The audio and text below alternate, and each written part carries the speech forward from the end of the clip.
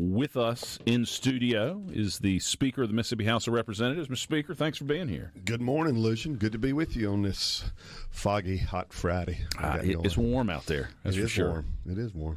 Well, are y'all, I recognize, I don't know that everybody does, that just because the legislature's not in session, the work doesn't really stop for y'all. The work doesn't really stop. I probably underestimated that part of the job, if you will. When I was not in this role, I would unplug a little bit when we were out of session and do your paying job, do my real job, and that place is on fire these days. I can imagine. But yeah, we've been hard at work. We maybe took a week off and then got back at it when it comes to getting ready for 2026. And we were talking in the office last week about, somebody said something about, it's only like really 4 months. We were like, oh man, I know. It's like it's already here. But it's the midpoint of August, so we're right. Like 3.5 months. That's now. right. Don't remind us, Lucian.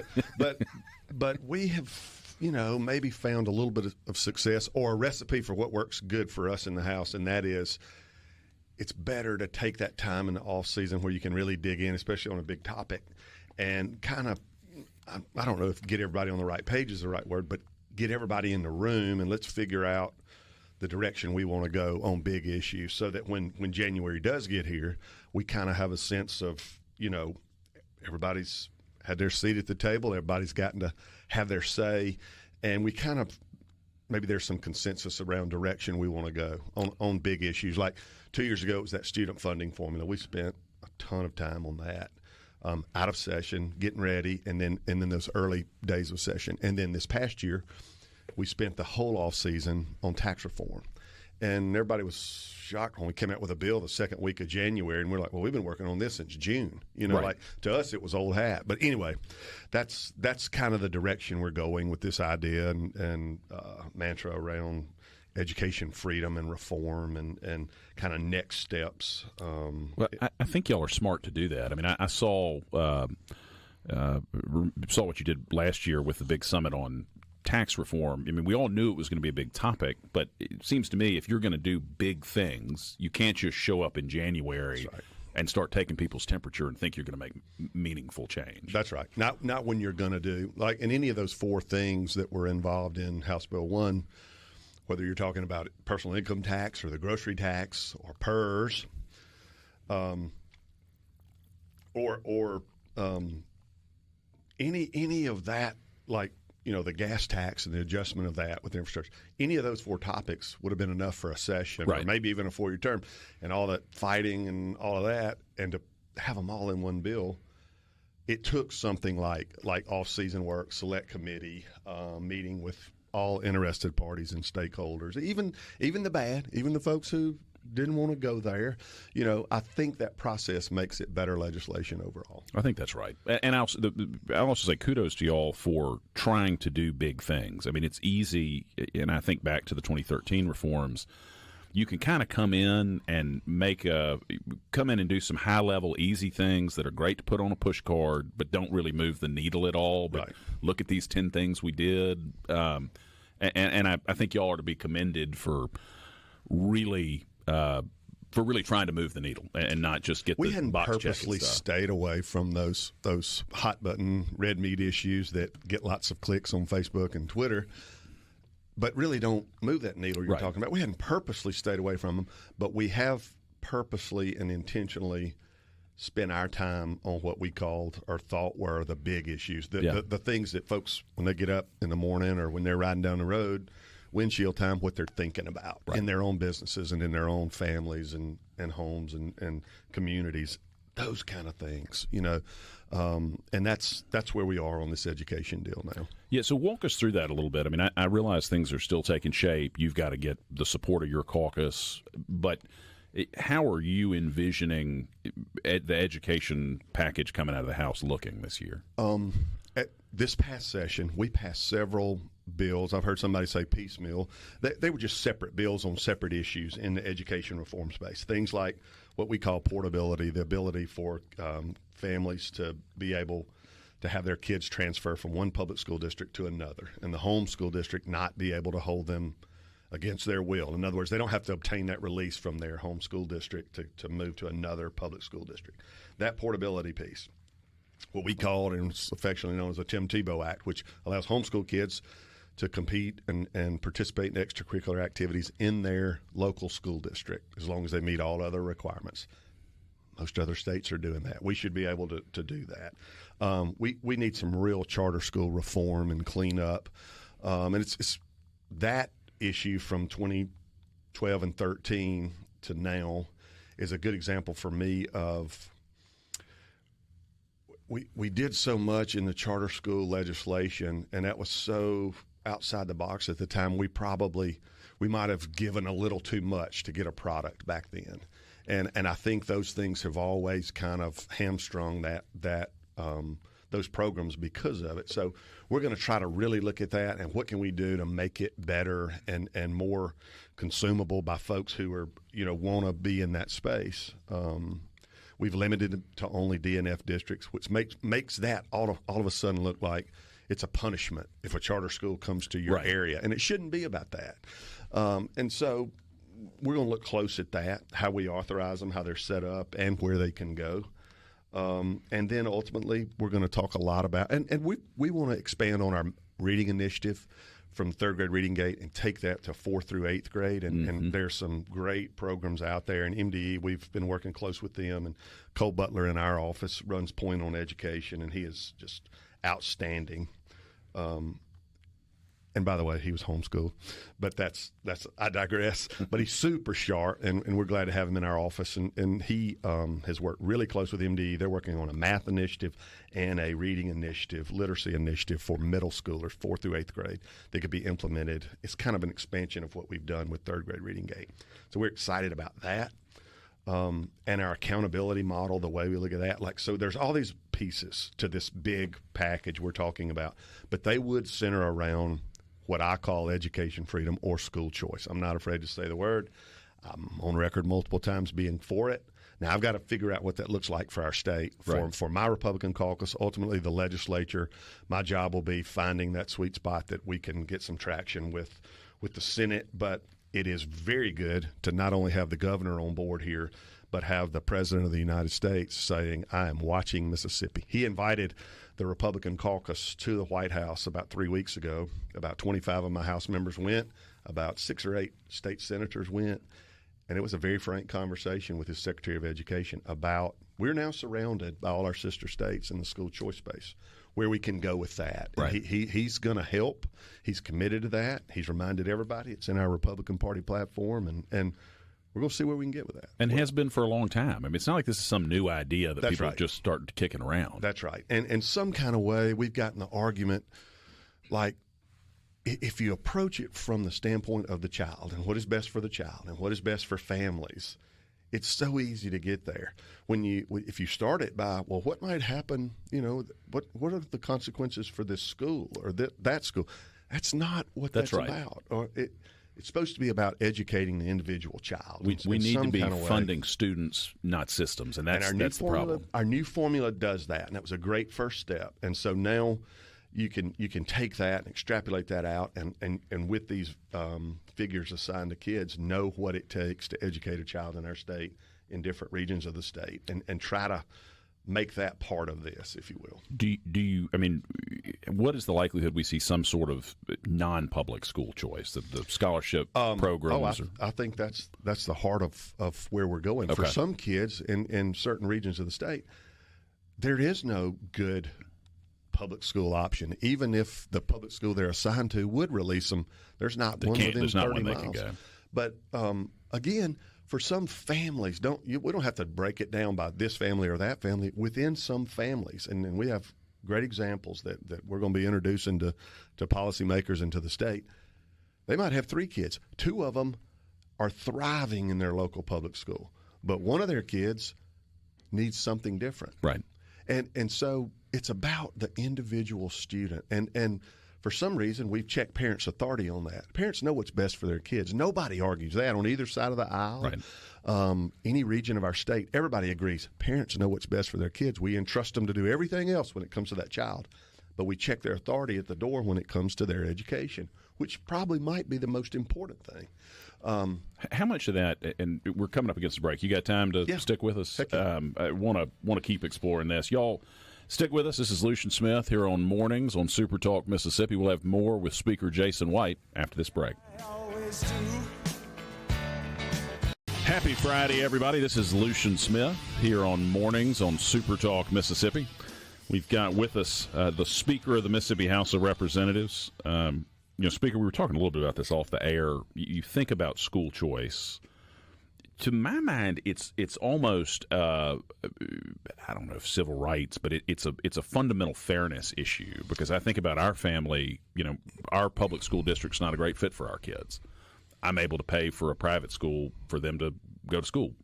We could move to a house in a different district if we decided the public schools in a different district were better. But that's not an option. Not even most Mississippians. It's not an option for the vast majority of Mississippians. A little over a fourth of our K-12 students in our state are at 100% of federal poverty level or below. Right. A full fourth. You start talking about 85% of them are within 300% federal poverty level. Family of four, less than 85, 90,000.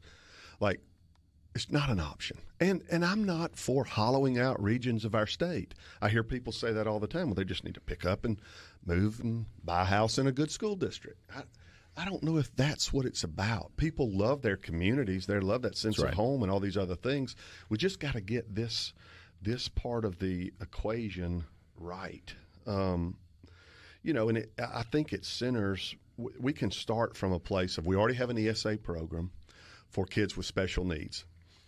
We want to phase this in over a 3 to 5 year period and start with, in addition to kids with special needs, expand that ESA program in a choice program to include maybe kids that are in custody of the state of Mississippi in foster homes. Certainly those kids have bounced around enough to, those foster parents in the state would have a best idea of what's best for certainly those kids who have been in some very tough situations. And then in addition to that, our first responders and our law enforcement and firemen, those kind of things as a recruiting tool, number one. But number two, those ladies and gentlemen tend to move around with different departments and where they're needed and plugged in. And this would give them that space as well. And our military, all active military, give them that spot. And then in addition to those people having true school choice, public or private, maybe kids up to 100% of the federal poverty level. And let's start there. Mm-hmm. Let's start there. And then expand it over time, increase that maybe to 100 to 200% federal poverty level. The federal program that was in One Big Beautiful Bill is for kids up to 300% of the federal poverty level. So that would be a goal to get us there, maybe over a 3 or 5 year period, to get us in that same space. We currently have about 430,000 kids in public schools in Mississippi. We already have almost 50,000 in some sort of private school or charter school or homeschool type setting. So we're less than 500,000 kids, but we already have about 50,000. But those people have exercised the choice with their pocketbook, as you say. This is about finding options for these other kids that are trapped. Not only, and the conversation has always centered around, well, if we do it, we're just going to do it in failing school districts. Well, that's really not what this should be about. This should be about the individual student and parents and them making the decision for their kid. It shouldn't be about punishing a school district. Our public schools have done great lately. And every politician worth their salt is running around claiming credit for it. We were talking about being at out-of-state conferences, legislative conferences here off the air. Everybody now actually wants to talk to folks from Mississippi, right? And that has not always been the case. Usually we're hoping nobody asks us a question, but now it's like, hey, you look up the discussion centers around what's going on in our state, either on the economic front or on the education front. So this isn't about throwing shade at our public schools. They've done great. Absolutely. And the take rate for school choice in almost all states is 6-7%, where they have universal school choice. It's less than 10%. This isn't going to be some mass exit from our community public schools. but it gives parents options, and that's what it should be about. And now I would remind everybody, we are surrounded. Louisiana, Arkansas, Tennessee, Alabama all have universal school choice. A red state like Mississippi, we should be able to play in that space. And as I was saying, the Trump administration is going to be involved in this. We'll see where we get. We're excited about the opportunities. We're also going to look at K-4 and try to beef up our K-4 programs. That's going to be a part of this education package. The data shows the more kids we can get in that space. And we're touching a lot of kids either through our early learning collaboratives that have been uber successful. We just hadn't put a lot of money in that space. I would like to expand those or see what we can do and kind of extrapolate that and make that program broader and more robust. How can they partner with our Head Starts throughout the state, which between the two of those programs is touching a lot of kids, several thousand. Those need to be models that we could get in these other pockets where we don't have anything. And thinking about daycare in general as employers, MEC has long sought a way to incentivize or find a way. That is one of the huge problems in our labor participation rates, and certainly our unemployment is low. But child care is an issue for employers and for workers in our state. So we're going to look at that, maybe incentivize employers to get in that game a little bit, either through a corporate tax credit or a way to match a dollar for dollar or do a 50-50 there as we look at K-4 and child care and even after school. Our Boys and Girls Clubs and even our Children's Museum here is doing an incredible job in some after-school programs. How can we expand that as part of this choice program going forward, even to the point of tutoring? Like, there are lots of things we can do. Homeschool, we need to figure out a way to help fund those students as well. Now, it won't be at the same robust level that we're funding students in K-12 at average student cost of $8,000, $10,000, $12,000. But what most states have done is $2,000 per pupil in a homeschool setting, and $4,000 is the cap for a family. We're going to be looking at that really closely as part of this deal. We think there's something in this package for everybody. Yeah. It's going to touch so many Mississippians, and it's going to be a lot of interest. It's going to be hot because of our state's complicated past when it came to public schools and all of that. But it's 50 years ago. We should be able to move past that and have real conversations about what is best for our state. Yeah, I think that's right. Few people on the C Spire text line are asking about the income limits and asking why not go ahead and make everybody eligible for some sort of school choice. Say that again. My members are blowing up my phone here. I imagine you're getting some feedback. They want me to remind you that we have the lowest gas prices in the nation. Well, good job. Because there was some heat about the infrastructure package of House Bill 1, and there was a statistics came out last week, and we are still the lowest gas prices in the nation, and we are finally righting the ship in our infrastructure space at MDOT to fix our roads and bridges. So there it is, guys. Y'all heard it. A lot of people are coming in on the C Spire text line, and if you've got questions for the speaker, you can send us a text at 601-879-4395 and asking. The question is why the private school choice piece of this is income limited as opposed to letting everybody benefit. I would like for it not to be, but it does come at a cost. Right. So we've got to figure out what we can afford. We're currently spending a little over $3 billion of our $7 billion state budget on K-12 public education. There are 50,000 kids already in private school.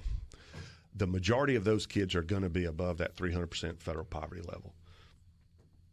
I think at final phase in that final year, I think everybody does come in a universal setting. Now there'll either have to be a cap on the number per child or a cap on the overall spend, because there is a limit out there somewhere. Right. We only have X amount of taxpayer dollars, and kids that are already in private school, those will be new expenses. So in other words, if you just added the 50,000 kids in private school today, let's just take a number of $8,000 average, or I think the average cost of an independent school in our state is about $5,500. That's still $250 to $300 million new dollars. that would be tough for the state to absorb, especially right off the bat. Makes That's why sense. I'm saying we're looking at a 3 to 5 year phase in that leads to universal choice for everybody and not based on income limits. But I think you got to start somewhere. And just like Congress's One Big Beautiful Bill started with 300% of federal poverty level, I think we've got to take this. We had a lot of people say, why are y'all eliminating the income tax? And then they said, why are you taking 13 years? And then we finally passed the bill. They're like, why didn't you just do it?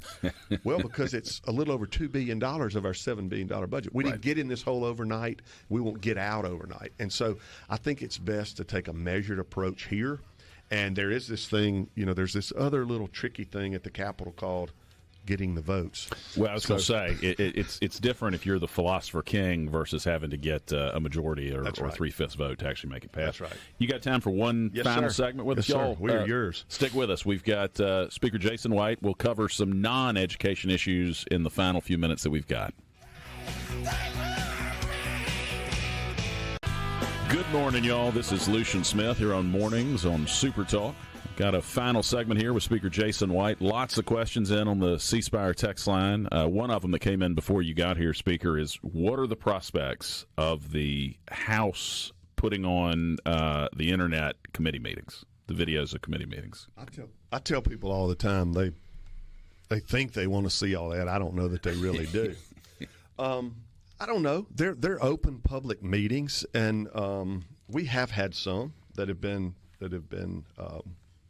broadcast, but certainly our debates on the House floor are that way. I want to promote openness and dialogue in every way that I can among our House members as they debate and flesh out legislation. And I appreciate your listener's question. I just don't know. That has not been number one priority on my when we get down to that on the list, we'll be doing pretty good because that just hadn't been my number one thing. And they are open to the public, and we have lots of folks that do come and watch. And some even get to participate depending on the hearing and what's going on from the general public. But we'll see where we get on that. The lieutenant governor's been big on that, and then when we got in some pointed debates, all of a sudden the cameras didn't work. So I don't know.